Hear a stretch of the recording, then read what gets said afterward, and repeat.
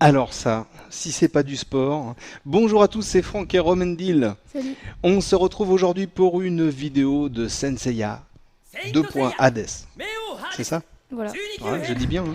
C'est édité par Atari, développé par Dims. C'est du combat, c'est sorti le 29 septembre. C'est pour les 7 et plus. Et voilà, on va vous faire une belle démonstration. En plus, peut-être en plusieurs vidéos. Ouais, ouais. On va voir ça. Au moins 2 vidéos. En tout cas, on vous a montré bien l'introduction parce qu'elle valait le coup. Hein. Franchement, alors là, ça valait vraiment le coup. Ouais, faut aimer la 3D, mais elle est quand même bien dynamique. Elle m'a assez plu. Donc là, j'ai fait le tour rapidement des modes de jeu. Ouais.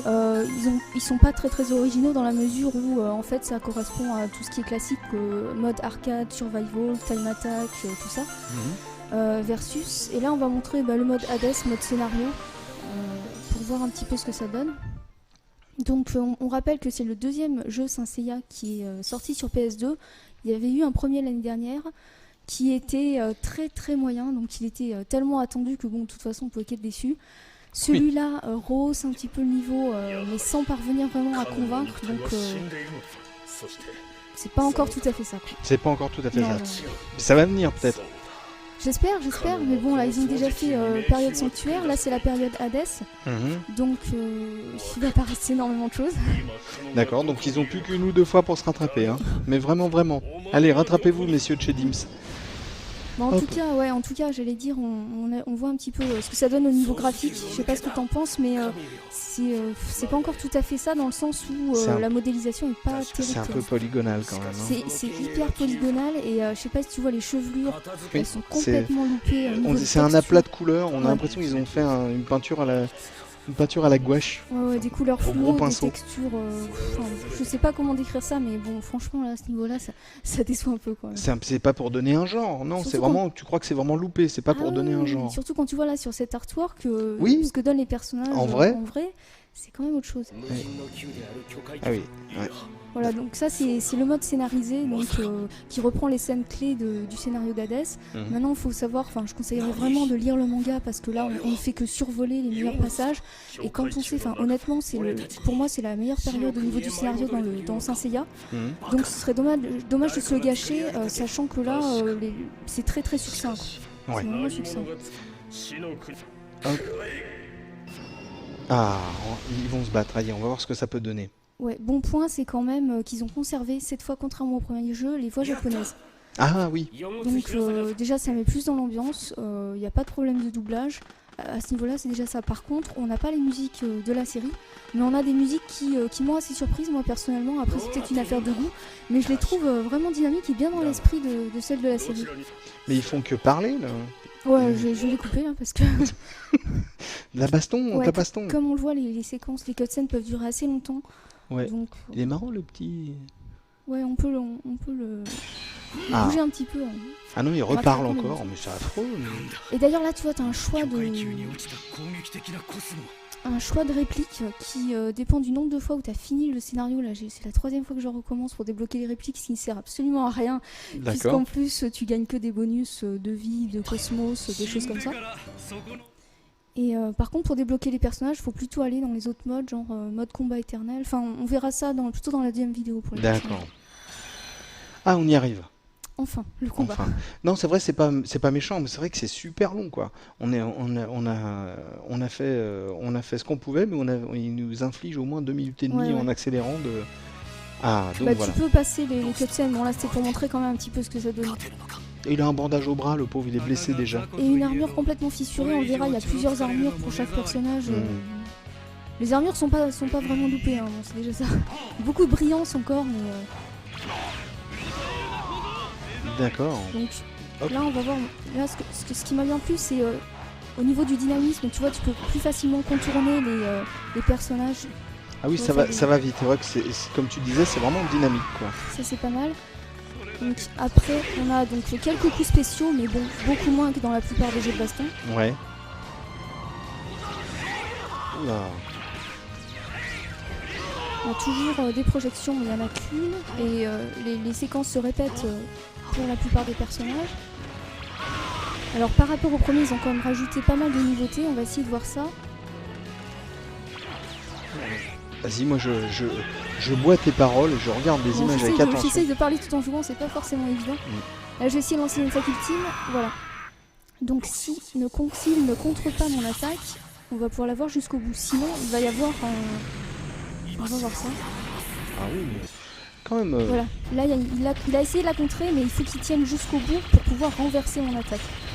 Donc toi, grâce à de subtiles manipulations, triangle carré... Faut bourriner en fait. Enfin, pour l'attaquant, il faut bourriner. Pour le défenseur, il faut entrer les touches qui arrivent au fur et à mesure. C'est beaucoup plus dur et c'est déjà quasiment impossible d'arriver à appuyer au bon moment sur la bonne touche. Donc moi j'ai réussi 2 fois, mais je crois qu'ils ont mal calculé leur coup là-dessus. D'accord. Bah, c'est assez impressionnant, hein. Dis donc, c'est fou. Il parle beaucoup, il pousse des grands cris, il bouge très très vite. Mais bon, quand il gagne, il y a marqué You won. Donc là, c'est important. Oui, super. You won. Bon, bah écoute, on peut se retrouver pour une deuxième vidéo. Qu'est-ce que t'en penses? Une autre vidéo. Oui, parce que là, on n'a pas vu grand-chose, mais c'était plus pour montrer... On vous a fait voir un peu l'intro, etc. Et puis là, on va vous faire voir un petit peu plus plus de combat. C'est Sanseiya Hades, un jeu développé par Dims, édité par Atari. C'est sorti le 29 septembre, c'est pour les 7 et plus. Voilà, ça se joue sur PS2.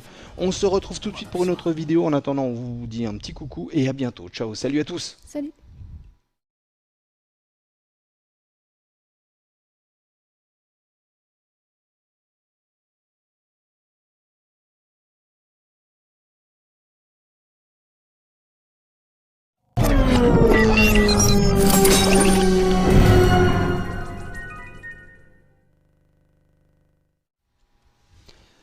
Bonjour à tous, c'est Franck et Romendil. Salut. On se retrouve pour une autre vidéo de Sanseiya Hades sur PS2, un jeu Atari développé par Dims. C'est du combat, c'est pour les 7 et plus, c'est sorti le 29 septembre.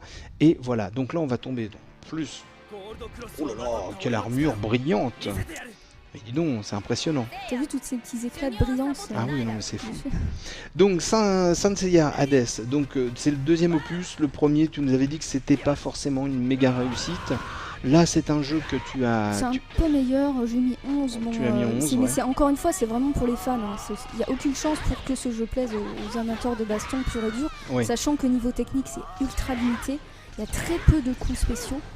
Ouais, donc bon, c'est vraiment pour les fans. Ouais, d'accord. C'est vraiment réservé aux ceux qui ont vu, qu'on tout. Je vois que en disant ça, tu hoches un peu la tête. Bah, je sais pas. J'essaie de me concentrer un peu sur ce que je fais. Ah d'accord. Pardon. Pas grand chose. Alors ça, c'est un truc, une nouveauté de cet épisode. Ils appellent ça la frappe du chevalier. Et en fait, tu peux enchaîner une série de séquences en validant un bouton parmi 3 actions possibles. Et en fonction de ce que va faire le défenseur, la scène va être différente. D'accord. Oula, à mon avis. Allez. Donc après, on a des attaques ultimes. On en avait vu une tout à l'heure. Là, on en voit une seconde. Donc certains personnages en ont plusieurs, d'autres en ont qu'une. C'est comme je te disais tout à l'heure, hein, là on passe en mode face à face, et en fonction de ce que va faire chacun, c'est l'un ou l'autre qui va l'emporter. D'accord. Voilà, C'est donc là toi. je l'ai emporté. Donc on peut voir la fin de la scène. Évidemment, les scènes sont fidèles au manga. Et d'ailleurs, par contre, on retrouve celles du premier jeu, donc ils sont pas trop foulés là-dessus. Alors, je voulais montrer autre chose. Là, ce qu'on va faire. Alors, je sais pas si elle va ressusciter ou pas, parce qu'il y a toujours le système de résurrection. Voilà. Bon, là, je pense que si. Et en fait, donc chaque personnage peut ressusciter jusqu'à 3 fois, donc ça fait durer un petit peu les combats. Ça, c'est bon. Dans un sens, c'est bien, mais ils auraient peut-être dû limiter à 2 parce qu'il y a des moments où on n'en voit pas trop le bout. Ah oui, j'ai un peu de poser la question. Voilà, et là, c'est le mode 7ème sens. Donc là, on le verra peut-être mieux tout à l'heure. Parce que là, elle a lancé son attaque en plus. Donc là, tu vois, j'aurais dû appuyer sur carré au bon moment, mais sachant que tu as une chance sur 4 au niveau des boutons et que tu as une fraction de seconde pour valider, c'est quasiment impossible. D'accord. Donc tu finis en effet sur la tête comme on vient de le voir. Et là, avec ma chance, pas de résurrection. Donc tant mieux parce que je voulais montrer un autre combat. Donc. Tout à l'heure you win, là maintenant you lose. C'est absolument épouvantable. Alors, du coup, on revient à l'écran de sélection des personnages. On va pouvoir voir ce qu'on a. Ah oui, ça, on a tous les personnages de la série. Il y en a un paquet quand même. Bon, là, je les ai pas tous débloqués. Comment ça ? Non, pas encore. Dis donc, qu'est-ce que tu fais ? On retrouve les chevaliers de bronze, armure fissurée, armure non fissurée, ancienne armure. Donc déjà, les mêmes personnages, tu les retrouves X fois. Donc ça, c'est moyen. En effet, ouais. Les chevaliers d'or et les chevaliers d'Hadès, donc avec les surplis d'Hadès. D'accord. Et en fait, les chevaliers propres à cet épisode, donc on retrouve Marine et Shina. Bon là, j'ai pas débloqué Shina, mais allié. Les chevaliers propres à Hades, on a Orphée, qui est quand même un personnage clé. Sion, le maître de nuit, donc très important. Et bien sûr, les trois juges des enfers, Éaque, Minos et Rhadamante. Donc c'est tout. Le problème, c'est que en dehors de cela, il va en manquer certains qui sont pourtant cruciaux. Moi, attends, là je vais lancer un combat avec Orphée contre un juge des enfers pour voir par exemple Minos. Et donc ce que je disais, c'est que la grande question, c'est est-ce que certains personnages étaient présents, notamment Pharaon, enfin des persos vraiment clés dans le scénario. Et apparemment non, ils sont absolument pas jouables ici. Donc ça c'est quand même assez inexplicable, je trouve. Je comprends pas du tout pourquoi les développeurs n'ont pas intégré ces personnages-là. Bon, ça reste à confirmer, mais apparemment personne n'aurait réussi à les débloquer, donc je pense qu'ils y sont pas. D'accord, oui, carrément. C'est vraiment décevant, franchement. Et ah oui, c'est vrai qu'il n'y a pas eu d'infos de la part du développeur ou de l'éditeur. Non, j'ai pas réussi à trouver d'infos sûres. En tout cas, le fait de ne pas avoir, pour ceux qui connaissent Rune et les étoiles, les spectres d'Hadès, ça c'est vraiment... pour un jeu qui justement met en avant le fait de couvrir la période Hades, c'est quand même assez décevant. Bah, je te crois, en effet. En effet, si t'as pas tous les personnages, ouais, c'est un peu ça. Hein.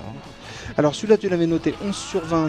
On peut dire que c'est un jeu qu'on trouve sur PS2 à 47 €, 48 €, un truc comme ça en neuf. Et par contre, d'occasion, on le trouve à 56 €. Donc explique-moi pourquoi, je ne sais pas. Ouais, non, là c'est space, ton truc. Là, t'as vu, on peut interagir avec l'environnement de manière assez limitée. Oui. En brisant certaines colonnes. Bon, ça rajoute un petit peu l'ambiance, mais ça va pas chercher très très loin. Fais gaffe, il était derrière toi, j'ai failli te prévenir, mais c'était trop tard. On va essayer de terminer par un... Il a un rire sardonique, fait... Oui, d'ailleurs, c'est pour ça que j'aime bien ce personnage, parce que quoi qu'il fasse, il ricane tout le temps. Ah oui, c'est pas frustrant et c'est pas du tout énervant. Et tu vas lui jouer un peu de guitare, là, tu vois, il va être très heureux. Je vais essayer de faire passer. Alors là, attention, là c'est triangle carré à donf. Non, c'est tous les boutons au hasard. Ah oui, d'accord. Je crois que t'étais organisé. Ah non, pas du tout. Oh là là là là. Bon, bah écoute, tu veux rajouter quelque chose ? Je voudrais tenter de passer en mode 7ème sens, là, juste pour la fin, pour qu'on le revoie, parce qu'on l'a pas bien vu tout à l'heure. Ça devrait être vite fait. Il suffit normalement que je booste ma jauge, parce qu'on voit, il y a les jauges de Cosmos, comme d'habitude. Et là, il suffit que j'appuie sur 2 boutons en même temps. Ah bah, s'il est mort à ce moment-là, on va le laisser ressusciter peut-être. Voilà. Il a ressuscité.